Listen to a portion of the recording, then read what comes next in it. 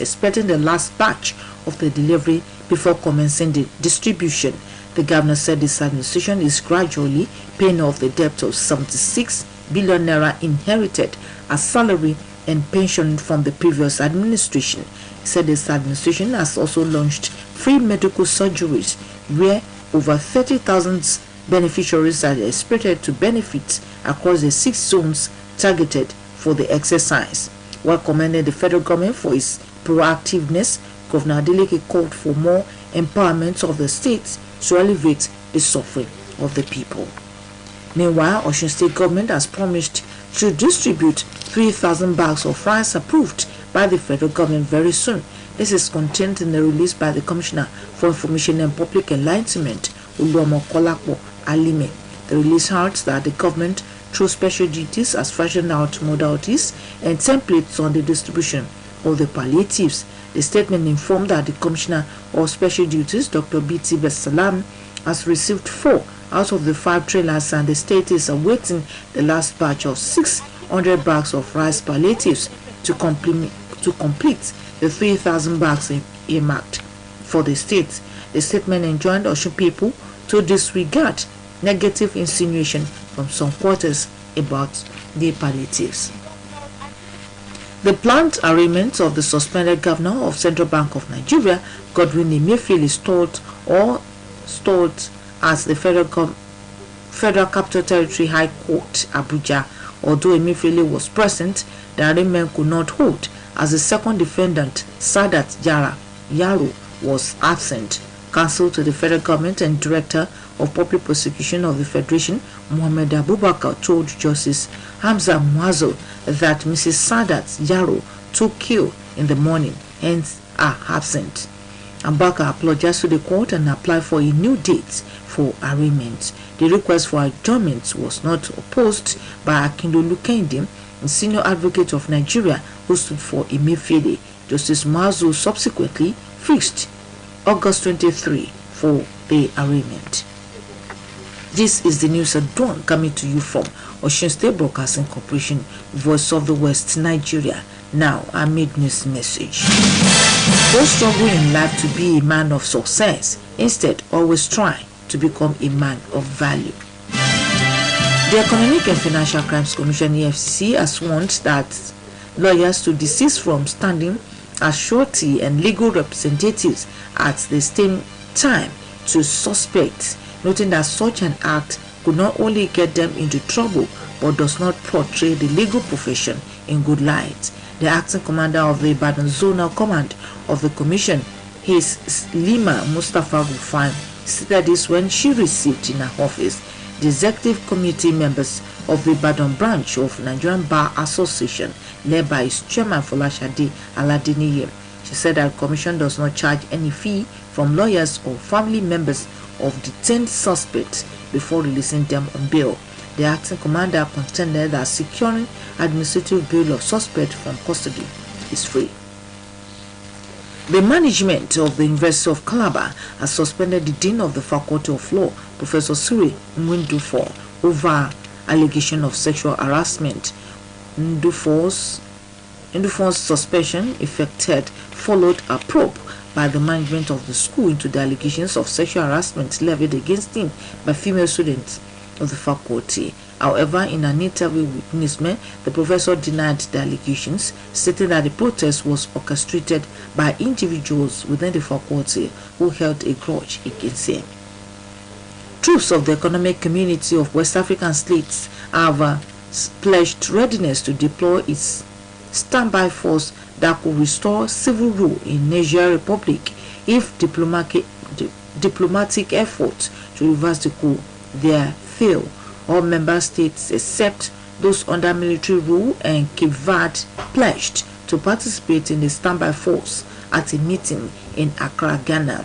According to the report, ECOWAS Commissioner Abdel Fattah Musa was quoted to have said the valiant forces of West Africa are ready to answer to the call of duty.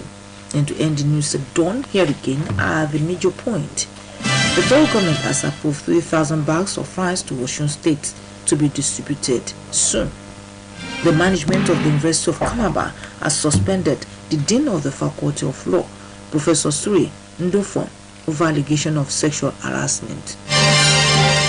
The Foreign Affairs Ministry in Germany has thrown its way behind the European Union sanctions against the Niger Republic military junta.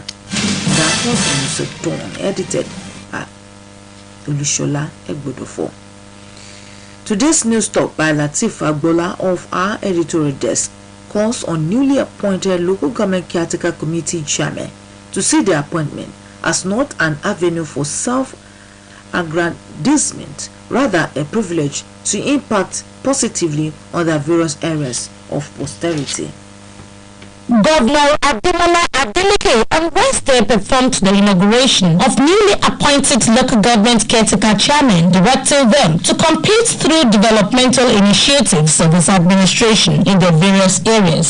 Speaking at the venue of the inauguration, Governor Adeleke justified his action on the need to fill an existing vacuum at the local level, saying his government has kick-started a process that will produce a democratically elected local government system in the nearest future. Charging the new chairman on the 5-point agenda of his administration, the Osun State Governor noted that the mandate they have is to compete in the arena of grassroots programs and projects that positively affect the people. The governor, in a letter written to the Speaker of the State House of Assembly, sought approval for the appointment of the caretaker committee's members across the 69 local governments, LCDAs, and area offices. It is an indisputable fact that local government remains the closest government to the masses, being the government at the grassroots. This has made it a matter of duty for the newly appointed caretaker committee chairman and members across Osun State to hit the ground running by ensuring that the masses feel the impact of good governance, which is the hallmark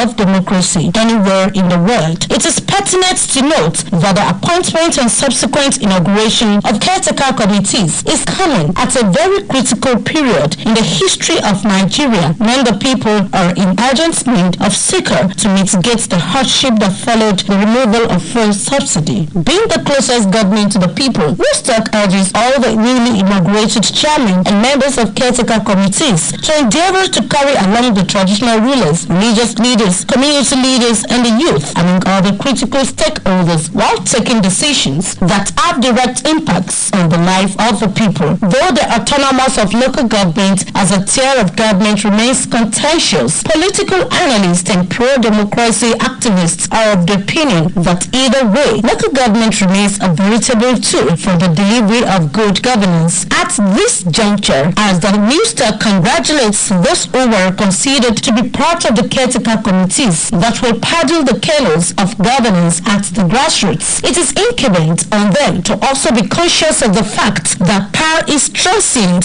hence the need to always strive to make life bearable for the masses. They should always have it at the back of their minds that an opportunity to be in government is not an avenue for self-aggrandizement, rather a privilege to impact positively for posterity's sake. Woodstock also advised them to be connected with their people and allow the fear of God to prevail in all their actions and inactions.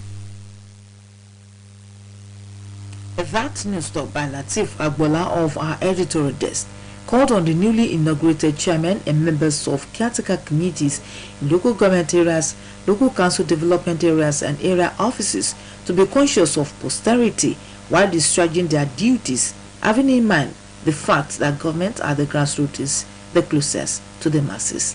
The piece was presented by Timotokwe Olayiwola. For more about us, you can visit www.osbcng.org. Thanks for listening. Good morning.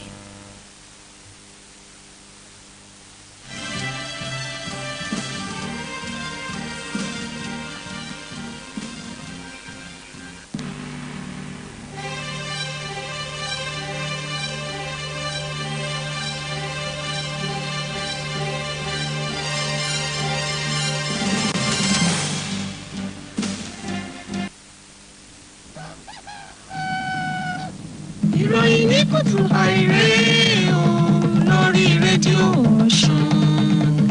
ìròyìn ní kùtù àìrè o lórí rédíò Ọ̀ṣun. ìròyìn tó ìkóró ẹ̀kọ́ tó múnádóko la ní kí ẹ wá gbọ́ lórí rédíò Ọ̀ṣun. ẹ kú ojúmọ́ ìròyìn ní KUTUAI Abíọ́lá Adédòkun lóníròyìn. Ṣáájú ẹgbẹ́ kókó tó wà nínú ìròyìn ọ̀hún, ìjọba ìpínlẹ̀ Ọ̀ṣun yóò pín ìrẹsì tó jẹ́ ètò sọ̀gbàdẹ̀rùn. Ilé ẹ̀kọ́ fásitì Calabar ti dá ọ̀kan lára ọ̀gá ilé ẹ̀kọ́ náà dúró lórí ẹ̀sùn ìbálòpọ̀ lọ́nà àìtọ́. Orílẹ̀-èdè Germany ti ṣe àtìlẹ́yìn fún ìgbésẹ̀ ìdẹ́yẹsí àjẹlẹ̀ Europe tako ń ta ìròyìn ọ̀rìn lẹ́kùnrẹ́rẹ́. Gómìnà ìpínlẹ̀ Ọ̀ṣun Sẹ́nẹ́tọ̀ Adémọ́lá Adélékè ti sọ ìgbésẹ̀ tí ìjọba tó ń darí rẹ̀ gbé nídìí àti wọ ojútùú sí ìṣòro tó ń kojú ọrọ̀ ajé báyìí fún ìgbìmọ̀ tó wà fètò ọrọ̀ ajé. Nígbà tó ń bá àwọn akẹgbẹ́ rẹ̀ sọ̀rọ̀ ní gómìnà Adélékè ṣàpèjúwe ètò sọ̀gbàdẹ̀rùn gẹ́gẹ́ bí ètò àti ìlànà tó wà láti ṣe àtìlẹ́yìn fún àwọn èèyàn tó sì ní ìpínlẹ̀ Ọ̀ṣun ló jẹ́ ara àròtọ̀ láàrin orílẹ̀-èdè. Agbẹnusọ fún gómìnà ìpínlẹ̀ yìí Mallam Ọláwálé Rasheed nínú àtẹ̀jáde kan sọ pé gómìnà Adélékè ṣàlàyé fún ìpéjọpọ̀ náà pé ìjọba tó ń darí rẹ̀ ti ń ṣe àwọn iṣẹ́ àkànṣe àti àwọn ìgbésẹ̀ tí yóò mú kí nǹkan rọrùn fáwọn èèyàn nígbà gbogbo. Ó wá ké sí ìjọba àpapọ̀ láti túbọ̀ ṣe àwọn ètò fáwọn èèyàn ìpínlẹ̀ nítorí pé ìjọba ọ̀hún ló súnmọ́ àwọn èèyàn tó sì jẹ́ pé àwọn ló ń kojú ìṣòro ọrọ̀ ajé. Sẹ́nẹ́tọ̀ Adélékè gbé òṣùbà fún ìjọba àpapọ̀ lórí bó ṣe pèsè ọkọ̀ tó ń kó ìrẹsì lọ sáwọn ìpínlẹ̀ pẹ̀lú àlàyé pé ìpínlẹ̀ Ọ̀ṣun retí ìṣètò gbẹ̀yìn ìrẹsì náà tí ó kó lè bẹ̀rẹ̀ pínpín rẹ̀. Gómìnà sọ pé ìjọba tó ń darí rẹ̀ ti ń san àwọn gbèsè àjẹ́lẹ̀ owó oṣù àti owó ìfẹ̀yìntì díẹ̀díẹ̀. Ó ní òun tún ti ṣe àgbékalẹ̀ ètò ìlera ọ̀fẹ́ níbi tí ó lé ní 1,000 ọgbà àwọn èèyàn yóò ti jàǹfààní ètò ọ̀hún yíká ìpò 6. Nígbà tó wá gbóṣùbà fún ìjọba àpapọ̀ fún ìgbésẹ̀ akin tó gbé, gómìnà Adémọ́lá Adélékè pè fún títúbọ̀ gbé agbára wọ àwọn ìpínlẹ̀ lọ́nà àti lè mú kí àdínkù bá ìṣòro tó ń kojú àwọn èèyàn. Láìpẹ́ ní ìjọba ìpínlẹ̀ Ọ̀ṣun ti ṣèlérí pé láìpẹ́ lòun yóò bẹ̀rẹ̀ sí ní pín 3,000 báàgì ìrẹsì èyí tí ìjọba àpapọ̀ pèsè. Nínú àtẹ̀jáde kan tí kọmíṣánná fẹ́tò ìròyìn àti ìtanijí aráàlú Olúọmọ Kọ́lápọ̀ Álímì fi síta eléyìí ti jẹyọ. Àtẹ̀jáde náà fi kún pé ìjọba nípasẹ̀ iléeṣẹ́ tó ń rí sí àkànṣe iṣẹ́ ti ṣe àwọn ohun tó yẹ nípa bí wọn yóò ṣe pín àwọn ìrẹsì ọ̀hún. Àtẹ̀jáde náà fìdí rẹ̀ múlẹ̀ pé kọmíṣánná fún àkànṣe iṣẹ́ ọ̀mọ̀wé Pt Salam ti gba tírélà 4 nínú 5 tí ìpínlẹ̀ yìí ṣì ń dúró de ìṣètò gbẹ̀yìn ìrẹsì ètò sọ̀gbàdẹ̀rùn ọ̀hún tí yóò fi lè pé 3,000 báàgì ìrẹsì tó wà fún ìpínlẹ̀ Ọ̀ṣun. Àtẹ̀jáde ọ̀hún ara àwọn èèyàn ìpínlẹ̀ yìí láti má ṣe kọ etí sí ọ̀rọ̀ àhesọ̀rọ̀ tó ń jáde lẹ́nu àwọn kan nípasẹ̀ ètò sọ̀gbàdẹ̀rùn náà. Níṣe ni ìdíwọ́ tún bá ètò ìgbẹ́jọ́ olórí báǹkì àpapọ̀ ilẹ̀ yìí tí wọ́n dá dúró ọ̀jọ̀gbọ́n Godwin Emefiele nílé ẹjọ́ gíga ìjọba àpapọ̀ tó wà lúlùlù ilẹ̀ yìí. Bó tilẹ̀ jẹ́ pé ọ̀gbẹ́ni Emefiele wà nílé ẹjọ́, ìgbẹ́jọ́ náà kò lè wáyé látàrí pé olùjẹ́jọ́ kejì Saadat Yaro kò sí nílé ẹjọ́. Agbẹjọ́rò ìjọba àpapọ̀ tí tó ń ṣe olùdarí ẹ̀ka tó wà fún pípẹ̀jọ́ ará ìlú ọ̀gbẹ́ni Mohammed Abubakar sọ fún onídàájọ́ Asma Muhasu pé ara Saadat Yaro kò yá láàárọ̀ àná tèyí sì ṣokùnfà bí wọ́n ṣe gbé lọ sílé ìwòsàn tí ò fi lè yọjú sí iwájú ilé ẹjọ́. Ọ̀gbẹ́ni Abubakar tọrọ àforíjì lọ́wọ́ ilé ẹjọ́ tó sì béèrè fún ọjọ́ míì. Bíbèrè fún ọjọ́ ọ̀hún ní ọ̀gbẹ́ni Akínlolú Kẹ́hìndé tó jẹ́ agbẹjọ́rò àgbà tó ń dúró fún ọ̀gbẹ́ni Emefiele kò tako. Onídàájọ́ Muhasu mú ọjọ́ 23 oṣù kẹjọ tá a wà yìí fún ìgbẹ́jọ́ náà. Ikọ̀ tẹlẹ̀múyẹ́ tí wọ́n gbọ̀gbẹ́ni Emefiele wá sílé ẹjọ́ lábẹ́ ètò ààbò tó gbópọn tún dá padà ní kankan. Ìròyìn ní KUTUAI ló ń dé sétí gbọ̀yìn láti rédíò Ọ̀ṣun alórèwọ̀ oòrùn Nàìjíríà. Ẹgbẹ́mọ̀ ta ní fún yín lọ́jọ́ ọjọ́ kan ní ìrìn àjò àti ṣe àṣeyọrí bẹ̀rẹ̀, nítorí náà sa ipá rẹ̀ láti di ẹni ńlá lọ́jọ́ iwájú. àjọ EFCC sọ pé láti gba béèlì ẹni yòówù tí wọ́n bá fura sí lákàtà àjọ náà ọ̀fẹ́ ló jẹ́. adelé olùdarí àjọ ọ̀hún lẹ́kùn Ìbàdàn arábìnrin Halima Mustapha Rufai ló ṣe léyìí lọ́fíìsì rẹ̀ nígbà tó ń gbàlejò ìgbìmọ̀ aláṣẹ ẹgbẹ́ àwọn amòfin ẹ̀ka tìlú Ìbàdàn lábẹ́ alága wọn Fọláṣadé Aládéníyì.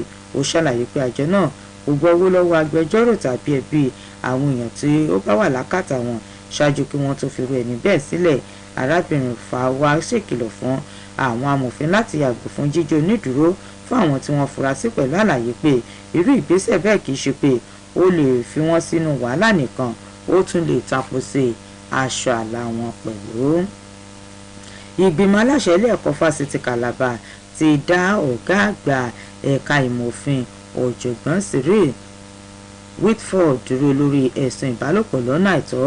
ọ̀jọ̀gbọ́n Whitford ní ìdádúró rẹ̀ ń wáyé látàrí ìwádìí tí ìgbìmọ̀ aláṣẹ ilé ẹ̀kọ́ ọ̀hún ṣe lórí ẹ̀sùn ìbálòpọ̀ tí wọ́n fi kàn tako akẹ́kọ̀ọ́bìnrin ẹ̀ka náà lọ́jọ́ ajé. bákan náà ni ìfọ̀rọ̀wérọ̀ pẹ̀lú àwọn oníròyìn ọ̀jọ̀gbọ́n Whitford sọ pé irọ́ tó jìnnà sóòótọ́ ni ẹ̀sùn tí wọ́n fi kan òun ọ̀hún àti ìfẹ̀hónúhàn tí wọ́n ṣe, èyí tó ní àwọn tí wọn kò fẹ́ lọ síwájú ẹ̀ka náà ni wọ́n ṣe agbátẹrù rẹ̀.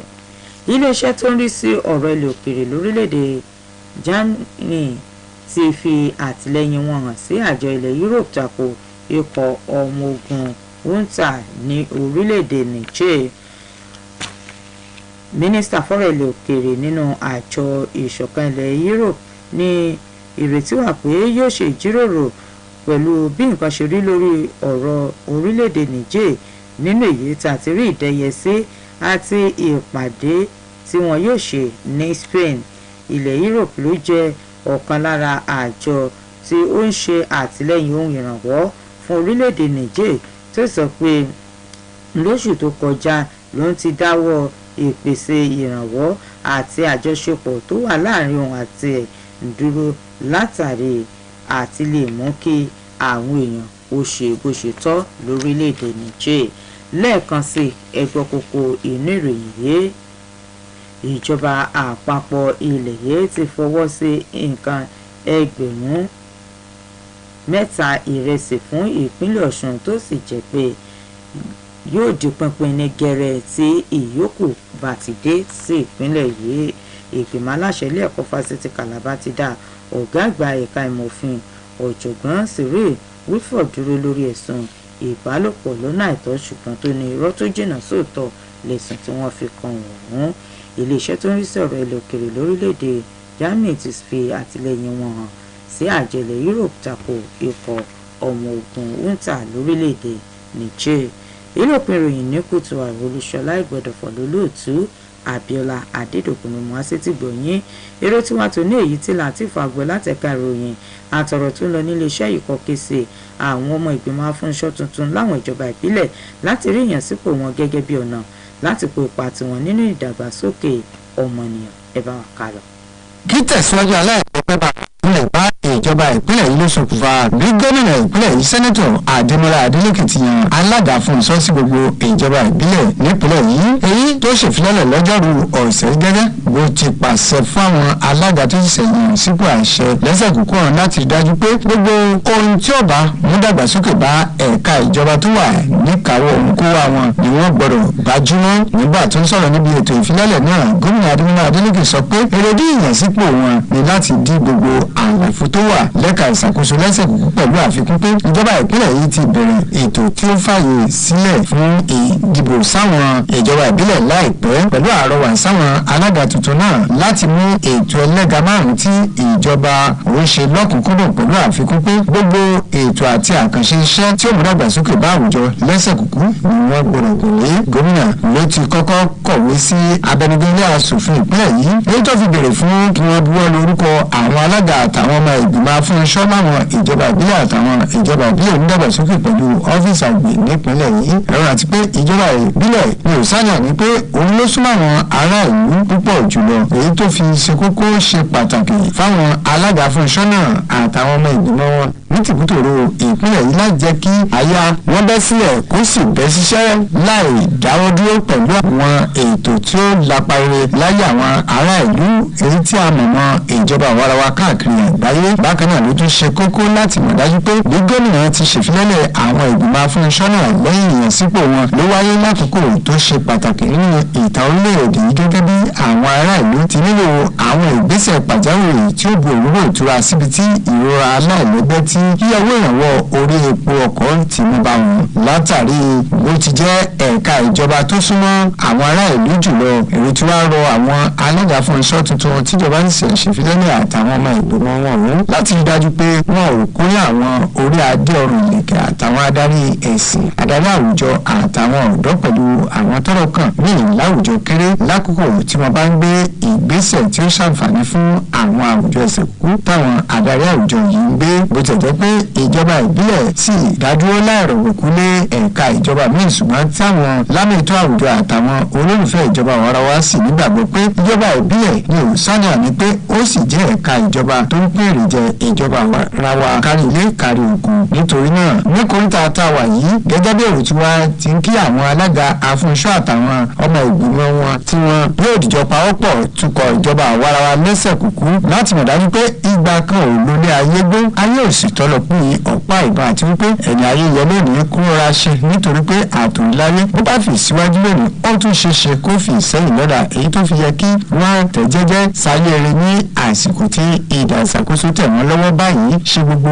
ètò tí ó mú dẹ̀rùn aláìlẹ́gbẹ́ bá àwọn ará ìlú nítorí àríṣe láríkà báyìí ṣe ní bàbá èrègún kí wọ́n dájú pé àǹfààní tí wọ́n ní láti darí ẹ̀ka ìjọba náà kì í ṣe láti kọ́ ìjọ fọwọ́ lágbáni lójú tàbí tẹ̀lẹ̀ báṣubàṣu, ṣùgbọ́n kí wọ́n mọ̀ dájú pé àdánwò ní ipò àṣẹ rere tí wọ́n bá ṣe lónìí pẹ̀lú ìfarajìn yóò máa fọ̀ lẹ́yìn wọ́ ọ̀la táwọn ará ìlú yóò fi máa kọrin lè kí wọ́n bí àwọn alágbàáni tó ṣe rere. Èrò tí wàá tún gbà wọ́n nímọ̀ràn láti rí dájú pé wọ́n ń fara kínra pẹ̀lú àwọn èèyàn wọn ní gbogbo ìgbà lákòókò tí wọ́n bá ń ṣojúṣe wọn nínú ìbẹ̀rù Ọlọ́run ní àìfigbá kan bọ̀kan nínú nítorí pé gbogbo ohun tẹ́lẹ̀ bá ṣe lónìí ọ̀rọ̀ ìtàn ni ó dà ó dọ̀la.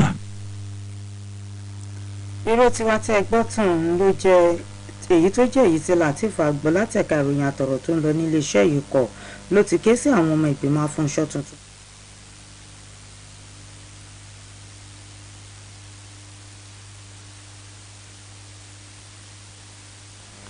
irú tiwa tí ẹ gbọ́ tàn ló jẹ́ èyí tí Lateef Agbo látẹ̀ka ìròyìn àtọ̀rọ̀ tó ń lọ nílé iṣẹ́ yìí kọ̀ tó ti ké sí àwọn ọmọ ìgbìmọ̀ afúnṣọ́ tuntun láwọn ìjọba ìbílẹ̀ yìí káàkiri ìpínlẹ̀ Ọ̀ṣun láti rí ìyànsípò wọn gẹ́gẹ́ bí ọ̀nà láti kópa tiwọn nínú ìdàgbàsókè. Adébáyọ̀ Oyèníyì ló ti tó sì ká lédè Yorùbá ń bọ̀rọ̀ wá pé ká má bínú lórí bí fọ́nrán ṣe lọ. láti mọ̀ lẹ́kùnrẹ́rẹ́ nípa ìròyìn àtàwọn ètò tó ń lọ nílé iṣẹ́ yìí ẹ kàn sórí ìtàkùn www.osbc.ng.org mú kí wàá pé àkójúmọ́.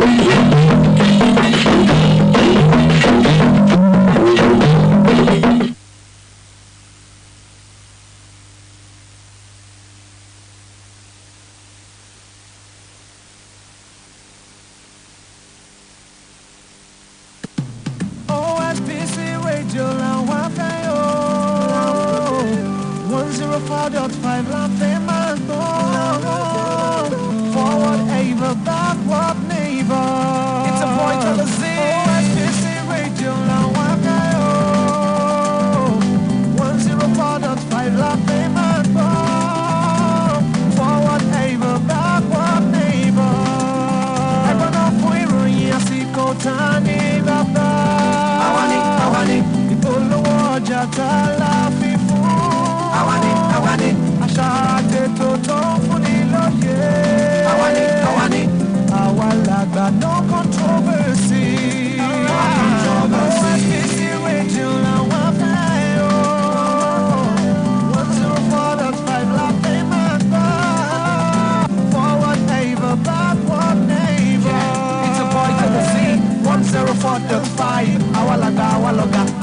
ṣẹgbẹ́ life 104.5 lábẹ́gbọ́. Wọ́n kó wa jẹ nígboro, adé ti gbà ló kan láti lu Òṣogbo, òkìkí wa ti kàn.